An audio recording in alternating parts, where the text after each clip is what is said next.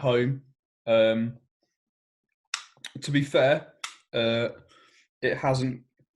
It's gone slightly faster than it has for other people because I've got the coronavirus, so that was good. That knocked me out for about 2 weeks. That was good. You know, you get less bored when you're quarantining if you're basically unconscious for 2 weeks, and that's been very very helpful to me. But yeah, no. Otherwise, it's taken. You know what? It's like you know the monkey's paw. The monkey's paw. Yeah. Where if you wish for something and the monkey's paw curls and you get the wish, but not the way you want it. Ah, right. Yes, the grass is always greener, they say. Yeah. So for the last 2 years, I've really struggled to divide all my time between my job and comedy, and I've struggled to manage money and stuff to save money to do things for comedy and get ready for my wedding and this and that. But you know what? I've got a bunch of cash because I'm not fucking doing anything. I eat incredibly extravagant meals now. I do all my shopping at Whole Foods and M&S because I'm doing nothing else. So so I've got a bunch of cash because I'm not spending money on anything. I've got loads and loads of time to do comedy writing. Just I don't know, man. There's not a lot. It's just there's nothing. But there's a horrible pandemic, and it's really quite hard. I find it very hard to write anything because I'm not doing anything, so it's hard to draw inspiration. But yeah, how you been, man? What's going on? No, it's interesting to hear what you said. It's funny actually in a way because I moved. So I went to Paris, France for a bit in Étampes to do the Philippe Gaulet clown course. Yes. A week before the end of the module, everyone was told. It was a weird. It's not gonna. Yeah. It was a weird thing because they were saying 1 minute, this was a month ago, and they said they're going to close all schools down. Yeah. Then they were saying they're closing all restaurants, and then they said that our school remain open because we're special. And then what's it called? Is that your missus? Yes, it is. Yeah. Okay. And then what's it called? I went over to the next day. My roommate tells me, "Oh, they've closed the school." So it's yeah. It was a strange thing coming back to England, just all like that. It all happened so fast, man. Obviously, I was aware of the story, but you know what? There's firstly, I think firstly because it came from China, and there's a pretty much every year there's some semi scaremongering story about some stuff that's happening in China. So you just I just was well, and then a few people got it, and I was well, maybe it'll be bird flu, and then now everything is shut. So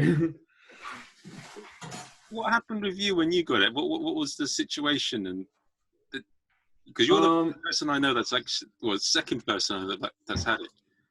Yeah, I got it.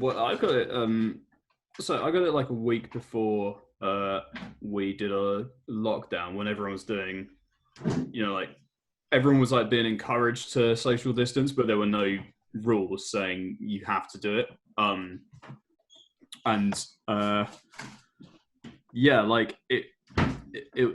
don't really know when I got it because I must have got it at a time when most people were just out and about doing stuff.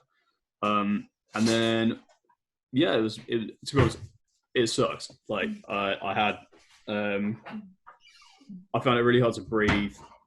My temperature was just a mess. And it knocked me out completely. I spent nearly 2 weeks just in bed. I wasn't really able to think much or do anything or anything like that. I had I had this the coughing just never stopped, and I was bringing up weird shit from my lungs and stuff. And the only, I'd say the thing is, all of that is kind of the same as if you get flu really badly. But the thing that was really bad was the physical. You could tell how physically weak you were getting, and the breathing stuff was just hard. Like it was really hard to breathe at points. So or to breathe, you breathe in, and you knew you weren't taking enough air to properly breathe, and that kind of stuff. I didn't need to go to hospital or anything like that, but we did call 111 at one point. But yeah, no, yeah, I don't, yeah, well, yeah, it kind of sucked. It took me ages to recover as well because it clearly knocked me out way more than when I started feeling better. It took me ages to be able to do much. But yeah, no, it sucked. Although neither of the people that live in my house appear to have had it, and it's got, or if they have, the thing is, I think that's the thing. Quite a lot of people can just have it and not realize they have it because it doesn't maybe it doesn't get into your lungs, which is I think the real problem. Or your immune system doesn't. The bad effects come when your immune system kind of overcompensates, and it basically starts eating your own body basically, and yeah, maybe it just doesn't. Maybe that didn't happen. So loads of people can carry it and just not really know, which I think is the kind of the whole issue. Yeah, it's the thing that's been irritating me with a lot about this is a lot of people have been playing it very casually. They've been saying "Oh, it's just a cold, it's this and that," but no. The results say that it's a lot worse than a bloody cold. Yeah, well, more people died last month than have done at any point in the last 50 years in the UK. And the thing, given the lockdown, you'd expect way less people because people are doing way less dangerous stuff and they're not, doing stuff that's going to put them in harm's way. And yet more people did. So it's clear that there's an issue. But yeah. It was a joke though when I saw people hanging out in parks and chilling out like nothing's going on and just taking their dog for a walk with their kids and then more or less sitting next to it. It was ridiculous. Yeah, I know. I guess the thing is, right,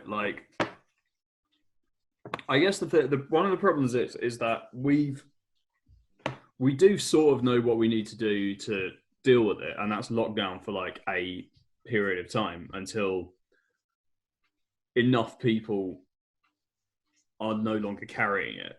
But I guess there's people want to live, people want to do stuff with their lives, and people want to live, and it might seem selfish, and it is, but back when we understood a lot less about the disease, life didn't stop if there was disease.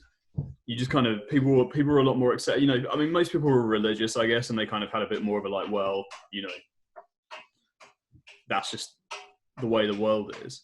But I think you can only keep people cooped up for so long. The lockdown can't last for more than another month or I don't think it will last more than another couple of months max, because there will come a point where people really get boil over with it. It's just gonna let rip. Just gonna. Okay, I don't know, man. How are you doing? Have you doing much comedy stuff? So yeah, I wanted to add a point to what you were saying about the writing thing, because doing Granier's online writing course, and then there's angel comedy writing thing you could do. Yeah. Think, actually, yeah. So I did Angel. I did Angel last week actually, and I was really pleased with it. And actually, it's the first bit of decent comedy writing I've done since the whole lockdown thing. And it was just really good to just go on Zoom, with other comedians and stuff, and just write kind of anything, that isn't, right. Use the exercises, shoot some shit and just write without. Yeah, I came up with a couple of cool things. I can't wait for gigs to come back. I'm concerned that it'll be hard. I feel like live entertainment, like pubs and stuff, are going to be one of the last things to come back. But I will. When it does, though, people will be flocking in. They will be desperate for it. I mean, maybe there'll be make laugh as well. Yeah, might even be someone at Pegasus. Who knows, right? There will be. I'm sure there will be. So, you don't still run instant laughs yourself, do you? You sort of delegated it to other people. So there's been what's been said in the grapevine. Yeah, it's been said. I don't know, man. I'm just asking. You don't actually run it yourself anymore, do you? Or do? No, not really. Yeah. It takes like the bookings of a lot of shows takes a lot of time to do, and it's the one bit I don't like about running nights. I find that I find with even with Pegasus, man, like Pegasus is about as chilled out a thing to run as it possibly can be, because I kind of up front tell people, look, right, it is what it is. It's not going to be. But even with that, the bookings are an absolute faff. Like people just drop out like nothing. I don't really mind that, but then like inevitably it's people who are it's people who are like way harder to replace that drop out, and then like I enjoy running it, but if I ran like 3 of them, I wouldn't do it. I mean, it has its pluses though running a night. I mean, I loved seeing Andrew Buck in Santa Claus bit. What was he doing? Yeah. Oh, he was doing he was doing a bit about euthanasia or something. So weird. Yeah. It was so odd. I've seen quite. I went a couple of times and I saw some very. It's good that you've made it like that because people can let loose. Yeah, no, I really enjoy it. I was considering running like a Zoom thing, but I was just like, you know what, like I don't really know how that would work. Have you tried any of those? Oh, don't go into my master plan. Oh yeah. No, it's something that I would consider because I've seen a few Zoom shows. I saw the most battle thing. I saw a bit of it, but I didn't see the bit where apparently Callum, who was hosting it, his laptop went out and had to do the rest of it by themselves. And then I saw the Gong Show. That was hilarious. Like, yeah, that's cool, man. They've still got the video online if you want. I can send it over, but no, I'll go have a look. Yeah, no, I think the thing with this stuff is that like on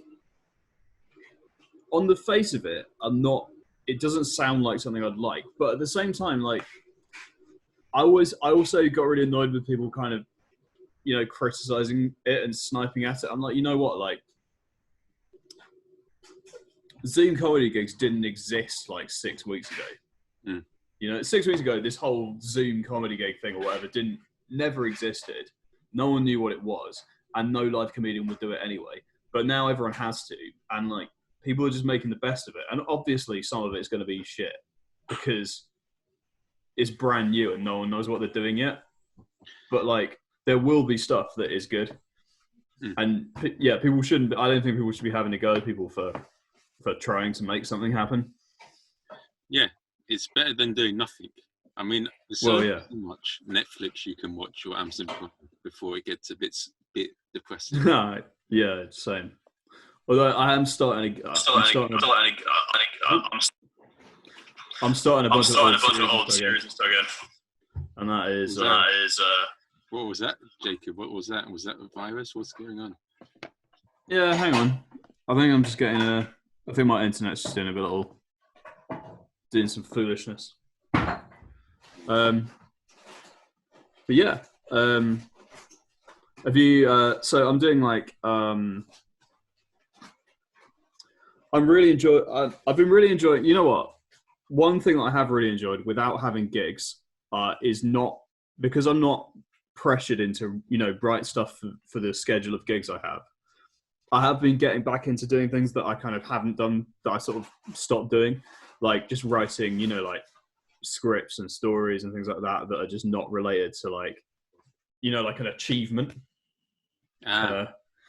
comedy's weird. I think comedy's an art that's very like, it's more like metronomic than other arts, you know, like it's more like, all right, in summer people do the Fringe, or you know, like the Camden Festival or something, and you have like X amount of gigs a week, and you know, there's the like measures where you're like, well, you know, you did good at you did a good 7 minute spot on my night, you know, come back to a 10, so you have to like prep the 10, do that. Whereas I've been enjoying just making stuff, you know, just just to do it, rather than thinking about, oh yeah, like next week I've got a 10 at like up the creek or Bethnal Green or something, and I need to be ready for that. Yeah, without the pressure. I didn't get a 10s at fucking up the creek. I don't know why I said that, but I do get them at Bethnal Green. So like, not yet. You know, maybe we'll get 20s. You know, maybe the coronavirus will get rid of a lot of comedians, and we'll be the only ones left. Damn, bro. Yeah.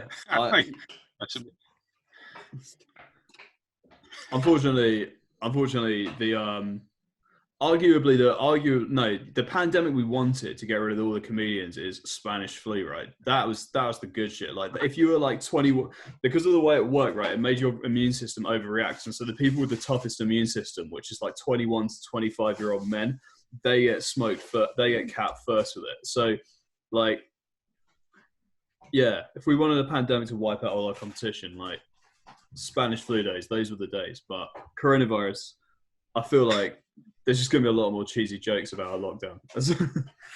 Oh yeah, I bloody yeah. It's a bit like Trump jokes of AHAC, and let's see what happens. Yeah, we'll see, man. Like, I feel like the thing is, I'm in two minds about that again too. Like, on the one hand, I will get bored of hearing it.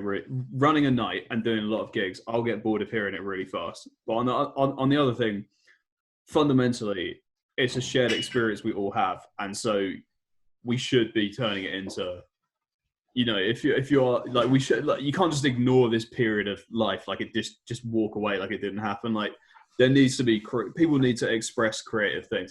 Also, actually, I feel like even if you don't talk about it directly, your work will be influenced by it. It's kind of like, you know, like after World War One, right? Like nearly everyone who made art of any kind, even if it wasn't about World War One, you like was cut, like all like the way that art was fundamentally changed to like different styles of art and things like that came out immediately after it. And what it is that the way that people thought, even if they weren't like writing a story about, like, you know, being a soldier, even if they're just drawing a plant, they just fundamentally saw the world in a different way after it. So things kind of, and I think that will probably happen. Like, even if I think that I think optimistically, I actually think that live things might get a bounce, because even if we have a recession, I think that people are going to be so much.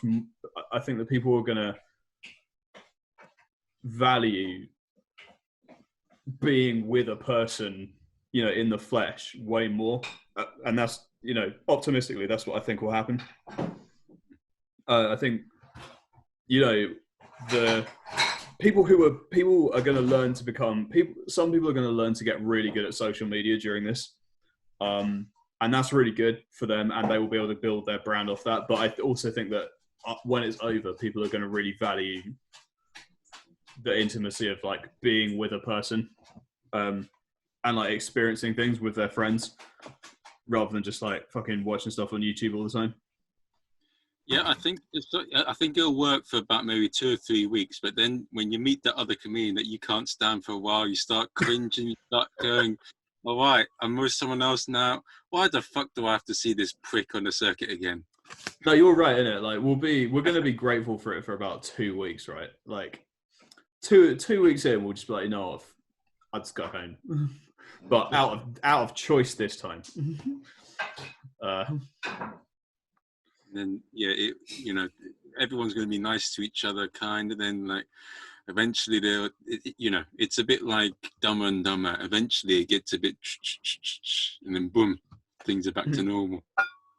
Yeah, I think week one, week one, honestly, is actually going to be like one of the worst times to go out because it's going to be like Freshers Week at university. Everyone's going to be out, and loads of people are going to not be able to handle their drinks because they haven't been going to pubs and stuff, and they're just going to be like battered. And you just got, I think week one, the thing I'm going to really want to do is just like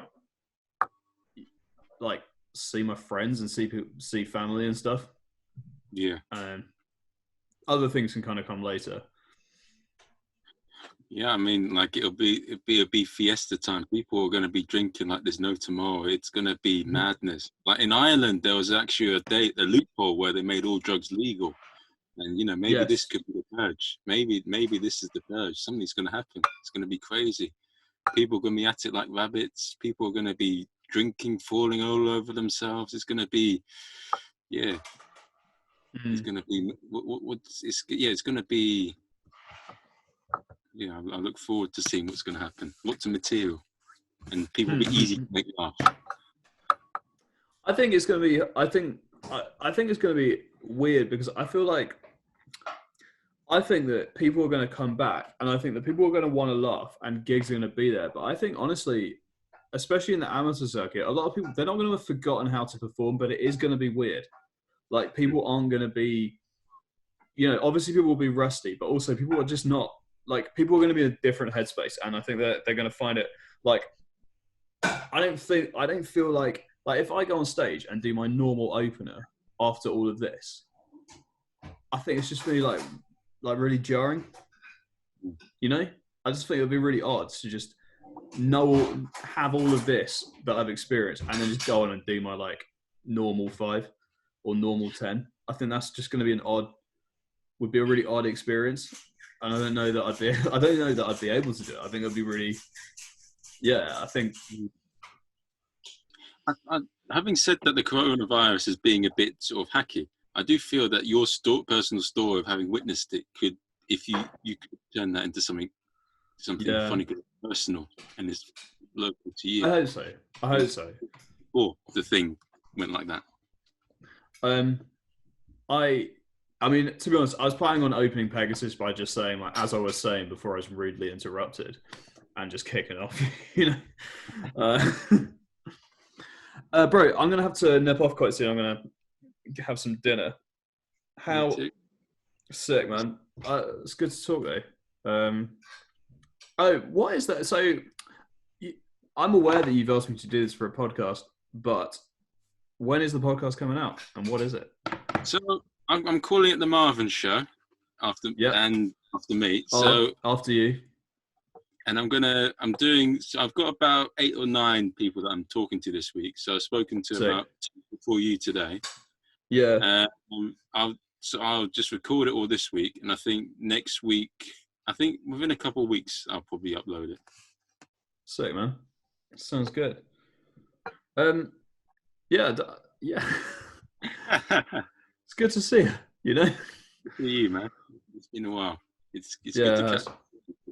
No, it is. I am looking forward to getting back to it. I'm looking forward to gigging. I'm not looking forward to seeing comedians that much fucking, but like I'm looking forward to seeing like, some of the all right people. Of which there are many comedians watching this bitching about me. No, there are many all right people, and I love the circuit and I love the creative people that make it up. Yeah, it swings and roundabouts. There's some that are lovely. Some, it's like some people are Michelin star restaurants. Some people are McDonald's. It's whatever floats your boat. Yeah. All right, bro. I'm gonna have some dinner. So it's good to talk, man. Cool. Take care and enjoy your dinner. See you in a bit, man. Bye.